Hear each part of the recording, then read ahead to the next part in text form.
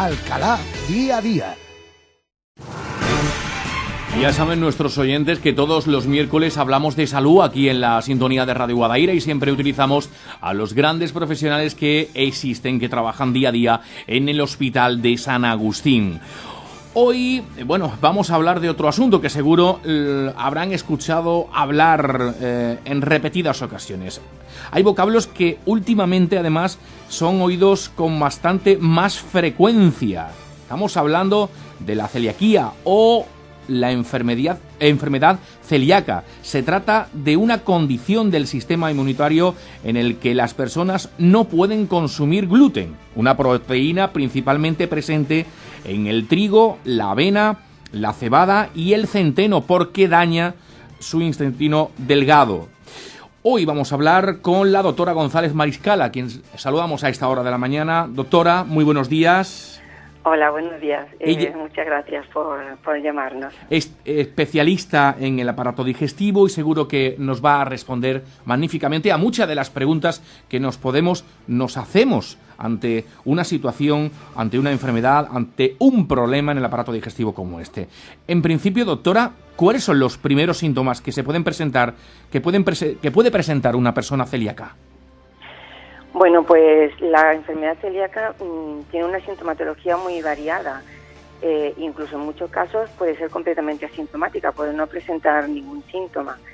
Cuando afecta a los niños son más frecuentes los síntomas clásicos de la enfermedad. Bueno, pues sobre todo la diarrea, el dolor abdominal, a veces pérdida de peso, retraso del crecimiento, distensión del abdomen, de la barriga, incluso alteraciones del carácter.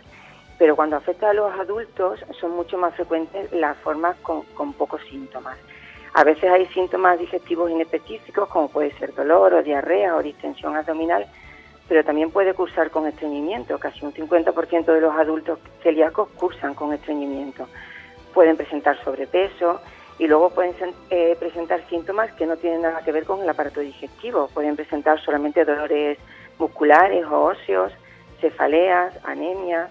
En las mujeres son muy frecuentes los trastornos menstruales o los abortos de repetición, incluso la infertilidad, problemas de osteoporosis o de osteopenia, y a veces cursa con manifestaciones solamente de la piel. Hay una dermatitis que la produce el gluten por la enfermedad celíaca y que es la única manifestación de la enfermedad en algunos pacientes. Usted ha nombrado anteriormente a niños y ha nombrado a mayores. No existe una edad concreta cuando puede aparecer esta enfermedad, por lo que entiendo, ¿no? No, la enfermedad celíaca puede aparecer a cualquier edad. No es una enfermedad de niños, como se pensaba antiguamente. Puede afectar desde los niños hasta los ancianos. Sí que es verdad que cuando aparece en niños es más frecuente en los primeros meses de vida, pues entre los 6 y los 24 meses. Pero puede afectar a cualquier edad. La podemos diagnosticar en pacientes mayores de 70 años que no han tenido ningún síntoma hasta entonces. ¿Afecta también de la misma manera a hombres que a mujeres, doctora? Es más frecuente en las mujeres. La proporción es más o menos 2:1. 2 mujeres diagnosticadas por cada varón. Es un poco más frecuente en las mujeres. Y también es un poco más frecuente, por ejemplo, en los familiares de primer grado de una persona celíaca.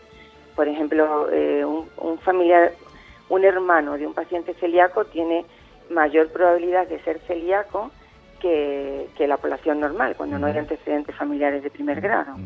Ante lo que usted nos está contando, doctora, a lo mejor a alguien le ha llamado la atención lo que está diciendo.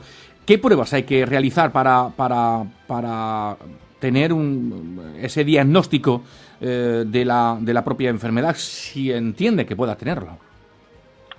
Sí, bueno, para el diagnóstico el paso principal, lo fundamental es sospecharla, ¿vale? Tenemos que pensar en la enfermedad y debemos pensar en ella, como comentaba antes, no solo en los pacientes que tienen síntomas digestivos típicos, sino muchas otras veces en pacientes, pues como digo, con antecedentes familiares de primer grado y con síntomas inespecíficos, o solamente cuando hay una anemia ferropénica que no podemos explicar por otros motivos, o en las mujeres cuando tienen trastornos menstruales o abortos de repetición. Lo primero es sospecharla. Una vez que la sospechamos, el primer paso a realizar es hacer una analítica general y determinar anticuerpos específicos de la enfermedad celíaca, que son, el antigliadina, el antiendomicio y el antitransglutaminasa, que este último es el más específico de la enfermedad.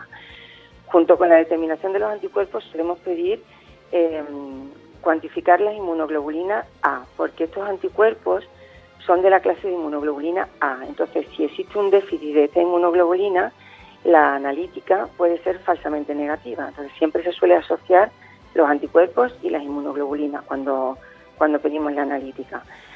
Y luego, el segundo paso, en pacientes que los anticuerpos son positivos o cuando existe una sospecha alta de enfermedad celíaca o en pacientes con una alta probabilidad, como por ejemplo los familiares de primer grado, es hacer una biopsia duodenal. Hay que hacer una endoscopia oral, que es una técnica sencilla, habitualmente se hace con sedación, y con la endoscopia tomamos muestras de la mucosa del intestino, del duodeno, ¿vale? Uh-huh. Porque la lesión, lo que nos da el diagnóstico de enfermedad celíaca es que exista una lesión en el duodeno, que exista una lesión, una afectación de la mucosa duodenal, ¿vale?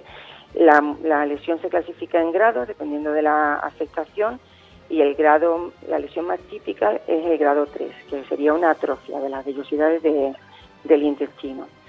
Y luego, por último, disponemos también de estudios genéticos que nos apoyan un poquito el diagnóstico. El estudio genético lo utilizamos normalmente. Si el estudio genético es negativo, excluye la enfermedad. O sea, un paciente que no tiene la mutación genética es muy poco probable que sea celíaco. Entonces nos sirve para excluir la enfermedad en casos dudosos y también para apoyar el diagnóstico cuando los anticuerpos son negativos y la afectación mucosa no es la típica.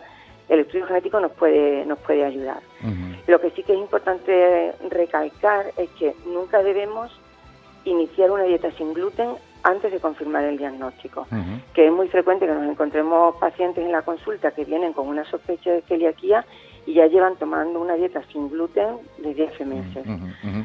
Ahora hablaremos de esas dietas, doctora. Que quizás sea el principal inconveniente, el principal problema con el que se encuentra una persona que padece esta enfermedad. ¿Son el mayor inconveniente o hay otros inconvenientes? Sí, el mayor inconveniente está en el cumplimiento de la dieta. Los pacientes celíacos, cuando tienen el diagnóstico y les explicamos en qué consiste la enfermedad, normalmente tienen una adhesión a la dieta muy buena. El problema es que no todos los alimentos está bien especificado que pueden o no pueden contener gluten, porque no solo tiene gluten los derivados de las harinas, de los cereales. Hay muchos alimentos procesados que pueden llevar gluten. Uh-huh. Desde más o menos desde diciembre del 2016 ya salió en vigor un reglamento sobre el etiquetado de los alimentos que obliga a que se indique cualquier ingrediente alergénico que pueda llevar el alimento y en qué cantidad. Pero todavía no siempre se cumple. Entonces, ahí radica uno de los inconvenientes principales del paciente. Uh-huh. Luego también el desconocimiento de estos alimentos y de las posibilidades de contaminación cuando se manipulan los alimentos hace que muchas veces tengan dificultades a la hora de comer fuera, pues en restaurantes, en los comedores de los colegios o de las empresas. Uh-huh. Y muchas veces los pacientes tienen que llevar incluso la comida de su casa. Claro.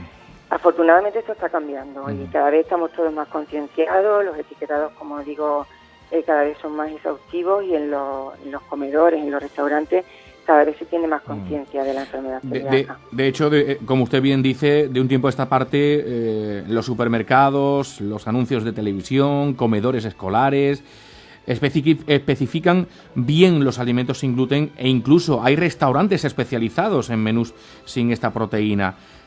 ¿Es tan importante el no consumir estos alimentos aquellas personas que sufren esta enfermedad?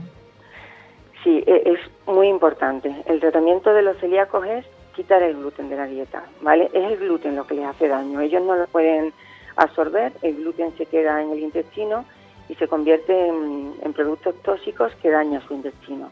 Entonces, cuando se retira el gluten de la dieta, su intestino se recupera completamente y su intestino vuelve a ser completamente normal. Entonces es muy importante que hagan una dieta completamente sin gluten y para toda la vida. Uh-huh.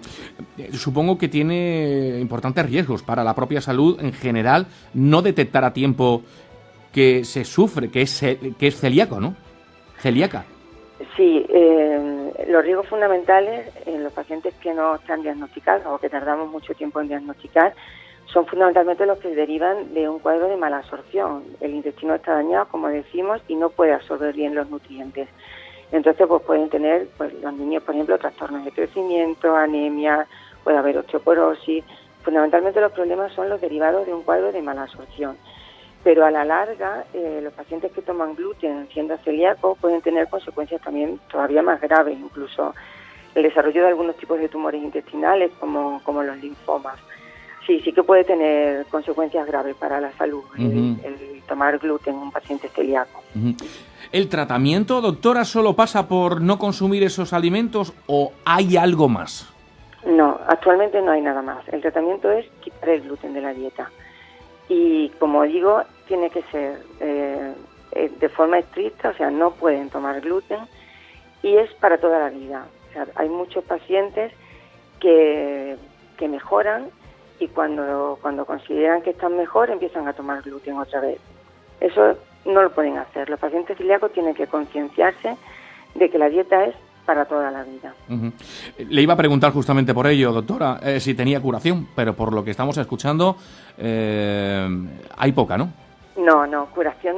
La enfermedad celíaca no se cura, pero sí que es verdad que al quitar el gluten de la dieta, el intestino de estos pacientes es completamente normal. Entonces, ellos no son enfermos, simplemente tienen que comer de una manera distinta, pero comiendo sin gluten, su intestino es completamente normal y no son enfermos. Eliminando ese gluten, quiere decir que esta persona puede tener una vida completamente normal. Completamente normal, ¿verdad? Completamente normal, sí. Una vez que quitamos el gluten de la dieta, la lesión que produce el gluten desaparece y su intestino es completamente normal y los problemas derivados de todo esto desaparecen también. Sí. Pues, no hay que tener conciencia de que los pacientes celíacos son enfermos crónicos. Un paciente celíaco es un paciente sano, siempre que cumpla la dieta como recomendamos. Doctora González Mariscal, muchísimas gracias por estar con nosotros. Es especialista en el aparato digestivo, Hospital de San Agustín, quien hoy nos ha acompañado para hablar de las personas celíacas. Mucha atención a lo que acaban de escuchar. Seguramente hay alguna persona que haya pensado o tenga la posibilidad de decir, oye, pues mucho de lo que nos ha contado la doctora lo he podido estar viviendo yo y sin embargo no soy consciente de tener este problema en el aparato digestivo. Así que muchísima atención. ¿Algo más que añadir, doctora? Nada, daros las gracias por ofrecernos la oportunidad de hablar, que como digo, decimos todos de que esta enfermedad está aquí, es más frecuente de lo que parece y entre todos, pues podemos hacer mejor la vida de estos pacientes. La calidad de vida, sin duda alguna. Gracias por estar con nosotros en la sintonía de Radio Guadaira. Gracias. A ustedes, muchísimas gracias. Muy buenos días. La doctora González Mariscal con nosotros aquí en Radio Guadaira.